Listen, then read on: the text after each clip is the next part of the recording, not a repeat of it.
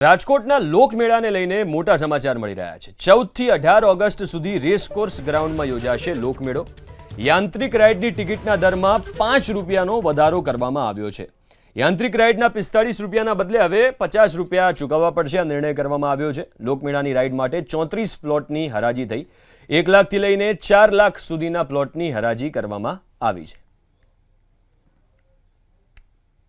અને બહુ સારી રીતે મેળો ભરાશે એવી અમારી આશા અપેક્ષા તમામ અધિકારી સાહેબ સાથે તેમજ માનનીય મુખ્યમંત્રી સાહેબે આની અંદર જે અંગત રસ લઈને કે જે રાજકોટની સાથે અમારી લાગણી જોડાયેલી છે આ મેળા સાથે સાતમ આઠમના, તો હવે આ મેળો યોગ્ય રીતે બહુ સારી રીતે થશે અને તમામ અધિકારી શ્રી અને તમામ ઓફિસર શ્રીનો અમને સહયોગ રહેશે એવી આશા સાથે આ મેળો આજે અમને ટિકિટના પણ 50 રૂપિયા કરી દીધા છે।